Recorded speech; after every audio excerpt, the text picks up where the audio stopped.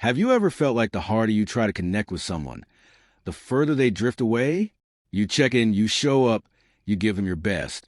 But instead of appreciation, you're met with silence. Days pass, and you're left wondering, did I do something wrong? Why do they ignore me when I care so much? The truth is, those who care about you the most are often the ones who seem the most distant. But this isn't because they don't love you. It's simply human nature. Today, we're diving into the psychology and timeless wisdom behind this paradox. By the end of this video, you'll understand exactly why this happens and what you can do to shift the dynamic in your favor. The familiarity trap. Why distance creates desire. Think about the last time you got something new, a car, a phone, or even a favorite piece of clothing. At first, you were obsessed. You admired it, took care of it, and maybe even showed it off. But over time, the excitement faded. It became just another part of your daily routine. Relationships work the same way. When someone is always present, their value can start to feel less urgent, not because they aren't important, but because the human mind tends to take consistency for granted. The Stoic philosopher Marcus Aurelius reminds us to always be mindful of impermanence. Nothing in life is guaranteed, including the presence of the people we love. When we embrace this reality, we naturally become more grateful and present in our relationships. Love isn't always loud. Sometimes it's found in silence. Not everyone expresses love in the same way. Some people verbalize their affection constantly, while others show love through quiet actions, providing, supporting, and simply being there. If you grew up in an environment where love was unspoken but shown through effort, you might not recognize it when it comes in a different form. Just because someone isn't saying, "I love you," doesn't mean they don't care. Seneca wisely said, "We suffer more in imagination than in reality."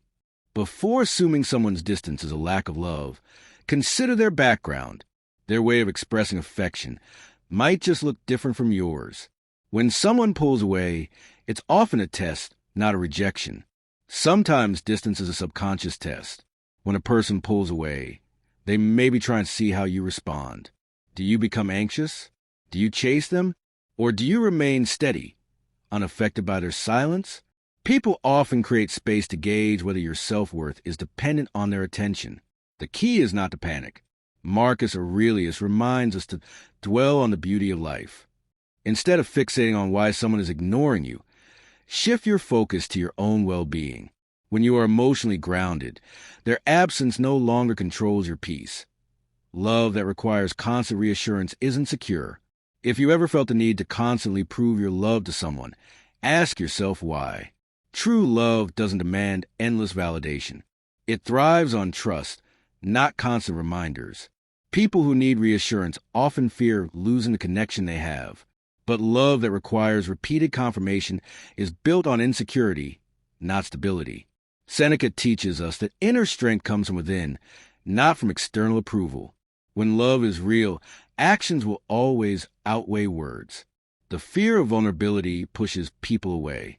Have you ever noticed that the people who love you the most sometimes withdraw when you need them most? This isn't because they don't care. It's because vulnerability is scary. Opening up to someone means risking emotional pain, and not everyone is prepared for that. Many people instinctively retreat when feelings become too intense, fearing they might either get hurt or hurt you. Stoicism teaches us that emotional resilience is key. Vulnerability is not a weakness. It's a sign of strength. When someone pulls away, it's often their fear, not a reflection of your worth. Emotional walls are built from fear, not a lack of love. Some people create emotional barriers not to shut you out, but to protect themselves. Whether due to past trauma, fear of rejection, or simply not knowing how to handle emotions, their distance isn't always about you. Seneca reminds us to be patient with others. Instead of responding with frustration, try to understand their fears. When you approach with empathy instead of expectation, you create a space where trust can grow. It's not always about you. Sometimes people need space for themselves. When someone becomes distant, our instinct is to assume it's about us. But often, the other person is simply dealing with their own struggles. Stoic wisdom teaches us that we can't control others' actions, only our response. Instead of taking distance personally, try to see it objectively. Sometimes the greatest gift you can give someone is space to heal and grow.